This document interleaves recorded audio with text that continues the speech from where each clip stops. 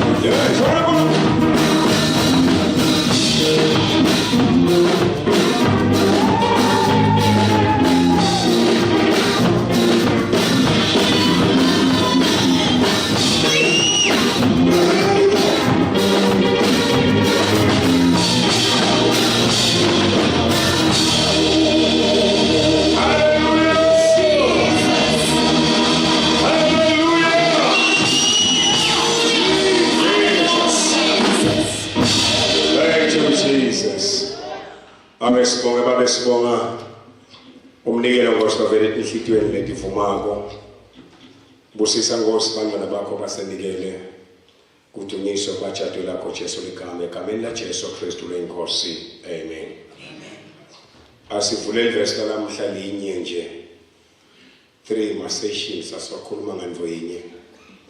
Praise God. Sihloko sendaba sethu sithi wenda njani ngalesikhathi sewungasathi ukuthi ufanele wende njani. Buka makhelwane wenda njani ngesikhathi sewungasathi ukuthi ufanele wende njani. Noma umshayeli lesingisi uthi what do you do when you don't know what to do? Praise God. Praise God. Sinempendulo nje lefishane lamhle kuseni lethi ngesikhathi songasathi kufanele wende njani ngoba siyafika isikhathi esinjalo akusho ukuthi sifika ngoba usubusoni kunalabanye abantu. Akusho ukuthi futhi sifika ngoba wena usuke invitile, but siyefika isikhathi esinjalo. Sifikela wonke umuntu lophila la emhlabeni. Agcina ngasathi ukuthi kodwa kufanele ngento enjalo. Mali bonke igama lenkosi. Sithethile lamhla uma ngabe songasathi kufanele wena njani. Khumbula ekuqaleni. Khumbula kukhona ekuqaleni. Incwadi ya John chapter 1 verse 1 kuya 4. Ekuqaleni livi abe kuNkulunkulu. Ngalamanye amagama sithi nase ungasazi kufanele wende njani. Khumbula livi. Noma sekumabaleka konke kubaleke nemthandazo athathandazeke noma sekuyakutshela wena but khumbula nje livi. Ngiko phela Psalms 119 verse 11 I think so. Uthi enhlitweni yami ngiyaqina livi lakho. Lokho uphepha ngesikhathi sangasathi kufanele njani. Ngilogcina livi. Oh amen. Kugcina livi takusita ngesikhathi songasathi kufanele wende njani. Keep a livi. Asfunde eqaleni livi. Livi waba umuntu. Okay, eqaleni abeka khona livi verse 1. Ekuqaleni wakadalwa lutho. Abe khona livi. Abevele akhona livi. Livi abe uNkulunkulu, livi abe uNkulunkulu. Yes. Livi abe uNkulunkulu, livi abe uNkulunkulu. Awuphinde futhi. Livi abe uNkulunkulu, livi abe uNkulunkulu. Yo. In the beginning was the Word, and the Word was with God, and the Word was fully God. Verse 2. The Word was with God in the beginning. Yena lo lobeka khona nthandi abe naNkulunkulu konke kwadala ngaye ngaphandle kwakhe kude lokwadalwa. Uma ufika lo verse 2 ngesingisi lithi he existed in the beginning with God. Leli gama lithi he existed. Kusho ukuthi kukhulunywa ngemuntu la. Amen. He existed. Leqaleni abevela khona. Mana bese kunetimo letithi awusathi kufanele wena njani. Yani lekulo lebevele a exist eqaleni kongendeki lutho. Bese uthi verse 4. In him was life, and that life brought light to humanity. Verse 3. It's through him all things were made. Konke kwadalwa ngaye ngaphandle kwakhe kude lokwadalwa kuko konke lokudala. Ngakho ukuthi yonke into lefika muva lelethe frustration kuwe yisha kukhona lokwafika kuqala kunakho. Wena ke kuyena kuloko kwafika kuqala. Mawuyele kuko utawufukelwa liqhulo. Is every knee shall bow. Every time, oh, praise, that Jesus Christ, He is Lord. He is Lord. He is Lord.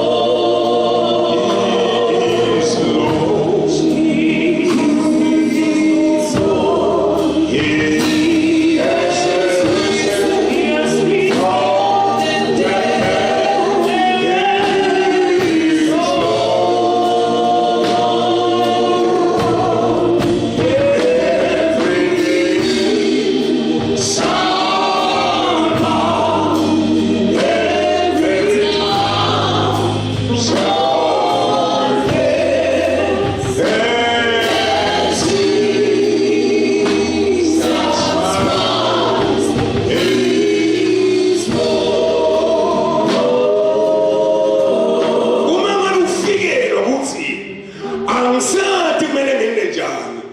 hamba evini ngoba livi linato tonke timpendulo tesimo noma ngabe ngisiphi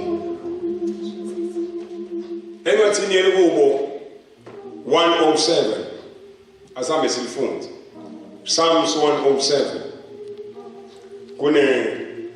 kunendzaba lekhuluma ngekuthi bandlu lapho bawona bethelela uNkulunkulu wase ubayekelela ke etinhluphekweni nasetifeni tabadlozoma leBhayibheli lithi bagula baphose bafa uthi they wandered, verse 4, they wandered in desolate wilderness. They find no road to a city where they could live. Hungry and thirsty, their spirit failed. From the verse 3 mark. Wababutha emaveni onke empumalanga nasentshonalanga enyakatho naseningizimu. Labanye badazulu labanye bazulazula ehlane kalashameshame kepha bazange bathole ngisho nemuthi wekungenile. Verse 5. Balamba boma moya wabo wahluleka nje. Umphefumulo wabo waphela emandla Phefumulo waphela emandla. Verse 6. They cried out to the Lord in their trouble. Base bakhala kuSimakaze basesebelolo sizi lwabo wabaphendula kuwo. Lokuziboma baphathwa idlala moya wabo wehluleka kuyefika moya wakho wehluleke wome hluleke. Kunengoma lesincaniwe inhliziyo yami lapho iyavuka nje soyihlabe emfana incaniwe kuzwa nje incaniwe inhliziyo yami incaniwe nesikiyo inhliziyo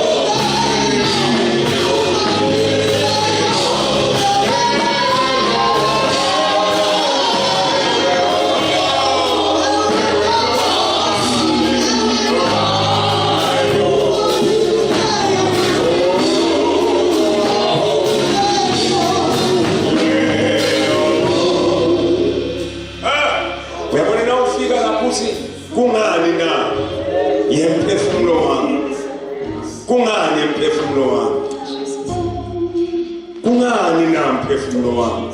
Awufundele 43 makele kubo, ufunde verse 5. Ufundele verse elithi kungani mphefumulo wami? Kanti na 42 verse 11 usho njalo. Why my soul and soul? Why my soul? Downcasted. Why? Ngoba kuyafika. Phefumulo ube downcasted. Mphefumulo wami utsabukelele. Utsabukelele mphefumulo wami.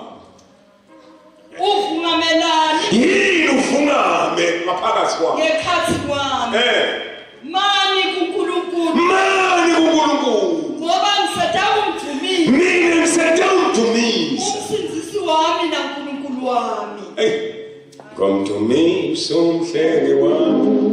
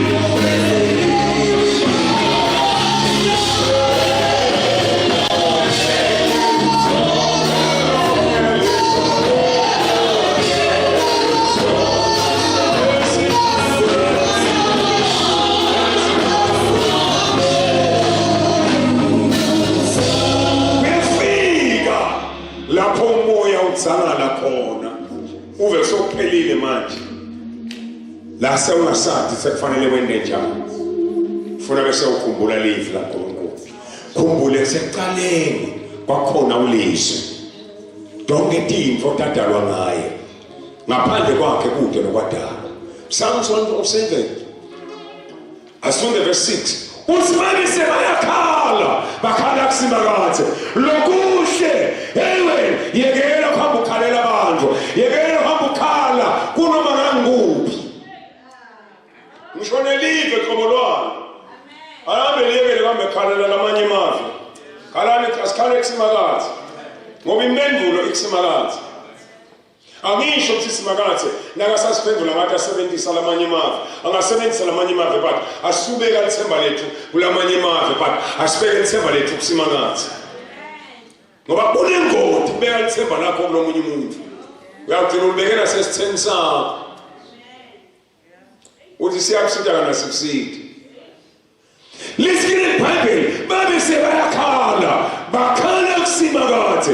Simakathe wabeva. Ebana bakhe uyasiva. Vele simkhontako masikhala kuye. Funza mama. Base bakhala kusimakathe. Simakathe wabeva. Base bakhala kusimakathe. Base sekulolo sizi lwabo wabaphendula kuwo. Ngiyajabula lokho ukuthi lo nkulunkulu wethu masikhala kuwe uyasiva. Sive saka Israel before sibuyelele sacinzetelwa eGibhithe sase siyakhala simakathe wase uyeva. Muveke nakadibana na Moses etuleni zabe Moses sengivile ukukhala kwebantwana bami. Hey, nawu nje sengivile khumbula live nasongasathi sone njani. Takhumbula bo Psalms 34 verse 15 emehlo simakathe akesuki kulabalungile. Khumbule verse 17 indlebe yakhe ayisukela ekukhaleni kwawo. Labalungile nabakhala bacela usitho simakathe uyabeva abakhulule kutoto lalela lamzalwane. Nali silverse kutoto konke lisizi kusho ukuthi nakulo lwakho usizi simakathe utakukhulula. ngiko ke livi lisi Psalms 50 verse 15 ngibite nobusuku lakho lokuhlupheka mina ngiyakhulula undabese ngivumisa loloso njalo akawakhulume mama mase ungasathi ukuthi kufanele wende njani khumbula livi verse 12 of verse 11 because they had rebelled against the command of the Lord, despising the advice of the Most High God, he humbled them through suffering as they trembled without any help. Yo, 107 verse 11 and 12. ngobe baphambana nemavi ankulunkulu kuyenteka kuphambana nemavi ankulunkulu simakathe asuse lujonga lolusivikele nawuphambana nje nemavi ankulunkulu bese ususa lujonga lolusivikele bese sikhanda sisenkingeni qhubeka mama bakwenzelela kuyalwa kwalosetikwa kokonke ake siyekele sibe semaswati kwetzelela kuyala kwaNkulunkulu asiyekele kwetzelelwa kuyalo nguNkulunkulu asibeke ithemba lethu kusimangana bakwenzelelwa kuyalwa nguNkulunkulu simakazi wasuyabathobisa ke verse 12 yebo wabayenzisa ngekudvonsa kamadima kuyafika lapho live liyenze khona lidvonse kamadima funa bese liyakhumbula sethelele nemiyalo yasimakazi.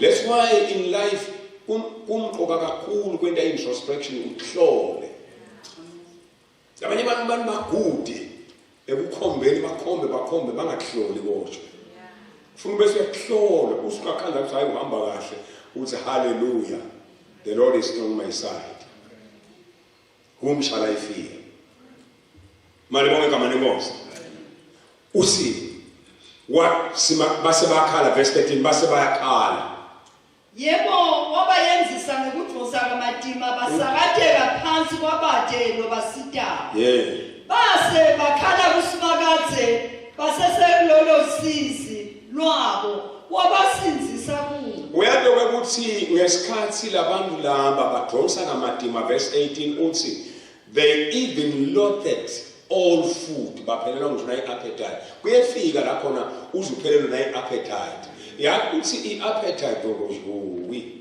bathoza bangisuka epulpit ngathi bamba kuyefika ukuthi umuntu ipheli appetite iphinde labe gijimele ukwenza ingotona igijimisi umfati lapha igijime kuyibambe ipheli appetite bafana noma sona lesa siphi isitulo pheli appetite ngoba ihambe iphele uyabuyela nje kuNkulunkulu iphele neshwala appetite ihambe iphele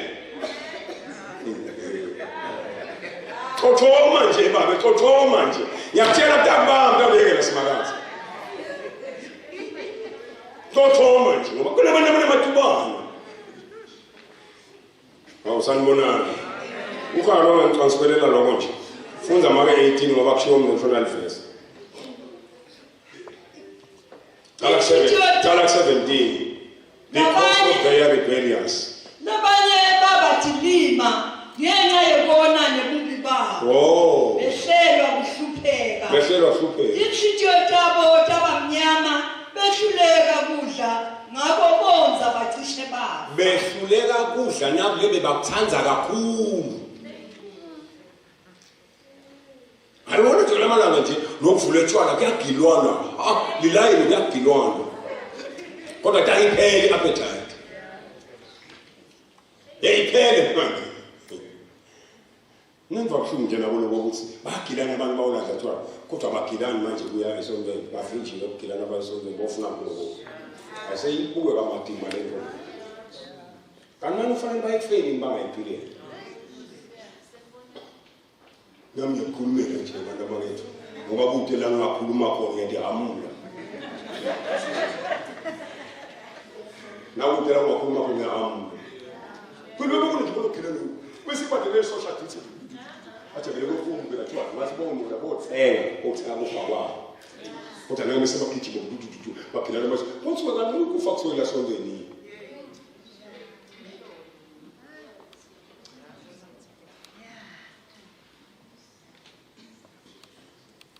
uNkulunkulu asezulwini uyabuka. Abuka. But lokuhle ngoNkulunkulu noma kunjalo babe sebakhala verse 18 uthini verse 19. Then when they cried, base bakhala kuSimakadze bakulolu sizi lwabo. basesele kulolo sizi lwabo Simaze wabakhulu. wabasinzisa kuwo. Hey, ubasinzisa njani? Wathuma Levi verse 20. Wakhipha umyalo wakhe wabakhulisa Jesus. wabenda bagejwa kuwo. Futhi asibisisa khona umpopho embi kwabo. Wathumela Levi. He sent his word. He sent out his word and healed them. And healed them. He rescued them from the grave. He rescued them from the grave. He rescued them from the grave. Wabakhipha emangcwabeni uyakhipha naSimakadze emangcwabeni. Mawukhala uyeva. Jesus. Uyeva. Wahlekani uSimakadze. Wenta njani? Nase ungasathi kufanele wente njani. Khumbula Levi. Buka makhelwane kwaNitho sikhumbula Levi. Khumbula Levi. Khumbula Levi. Isaiah chapter 18 mark verse 10. Khumbula Levi. Labona babalekele efini. Liphande lise Levi. Bese libanga umbhosongo. Oh my God. Asiyekele balekela lethi indzawo, asibalekele efini. Uyalibaza bekhona into lemangalisayo nje. Uyakubalekela uNkulunkulu kumnanzi bangakana nokwesamba Simakadze. Awubuke nje into naye sifuna sinesiphethe naso. Ngeke ngiqinisile angaphili. Siyabaleka, ubalekela into ongayiboni noma uyakuyo. Balekela into ongayiboni noma uyakuyo usokuthi uyabaleka. Bese unobalekela kuSimakadze. Ngoba Simakadze la impemfulo yakho. Yena ubona konke. Futhi wathi konke futhi unemandla onke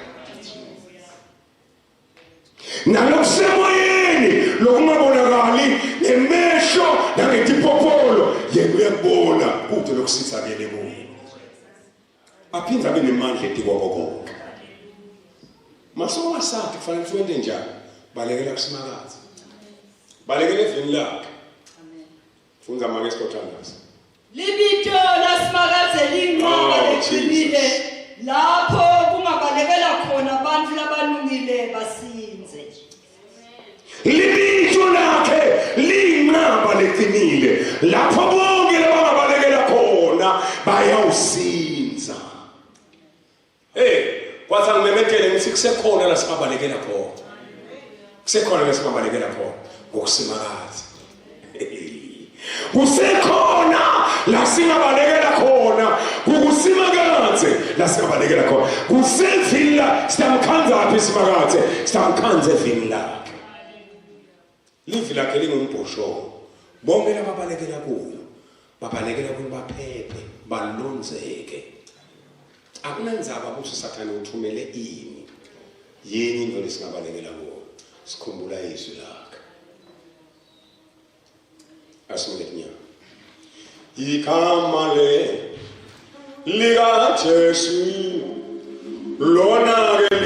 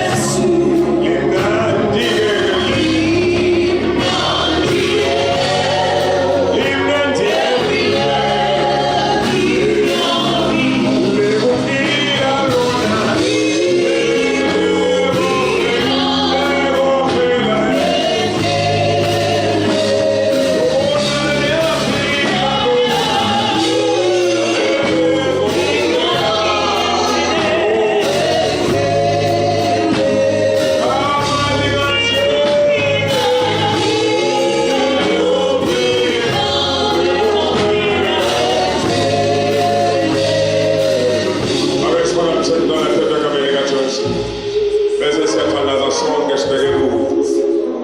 Baba wethu lomngcwele, livi lakho lingumboshongo, nawo futhi umbhoshongo lophilayo. Bonke lababalekela kulo bayaphela. Baba wethu lomngcwele, sibaleka kuwe, sibalekela kuwe siyi-Afrika, sibalekela kuwe singemaKrestu, sibalekela kuwe singesizwe semaswati. Mase singasathi fanele senze njani, sibheka kuwe yeNkulunkulu onemandla, sibheka kuwe. Baba lomngcwele, Baba lonemandla, siyabonga Baba, akekho ofanana nawe Nkosi. Uyasazi isimo lesibhekene naso, sakhala kuwe wabeva, sikhala kuwe uyasiva, sikhala kuwe unetimbendulu. Baba lomngcwele siyabonga, etinhluphekweni zonke, ekuhlaselweni konke, sibuke wena njengababa eNkulunkulu. Baba siyabonga, akekho Nkosi ofanana nawe. Amandla nodumo lenkosi Jehova makube kuwe eNkulunkulu.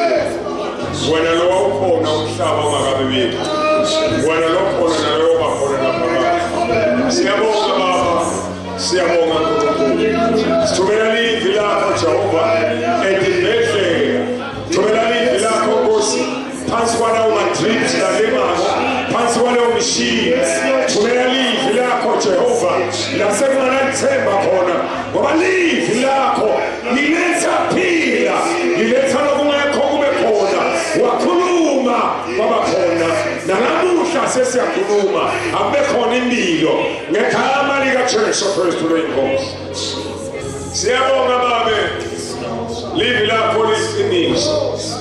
Nguwe tolo, nguwe namhlanje, yawuthi manje kube nguwe namini namini. Baba siyabonga, sesilivile lona. Baba wethu lomngcwele siyalilondoloza, siyalikhipha etimeni noma ngasiphi isimo, siyawukhipha livi lakho ngegama likaJesu Kristu. Wakhipha livi Lazaro wafile wavuka, ukhipha livi indalo ilalela, wakhipha livi Baba wethu ongcwele elwandle emagagasi umoya nemimoya yonke yakulalela, ngoba livi lakho liyalalelwa indalo, ngoba yonke indalo ivela evini lakho. Siyabonga Baba othandekayo, usisana abantwana bakho Nkosi, basaphuma bahamba Nkosi. Thumela livi lakho Nkosi kule simo sempilo yakhe. Sengithuma livi lakho ngegama likaJesu. Wena moya wesimo uyashintsha manje, uguqula livi likaNkulunkulu lelinemandla egameni likaJesu Kristu. Baba lethembekile lona, siyalemukela Nkosi. Udumo lonke Nkosi malube kuwe. Sisahamba Nkosi, sithi akekho lofanana nawe. In Jesus' mighty name, amen. Shine Jehova tani kamene Nkosi. Praise God. Praise God. Angeke ahleke bazalwane. Siyawuhlangana futhi evikini elilandzelako. Praise God. Praise God.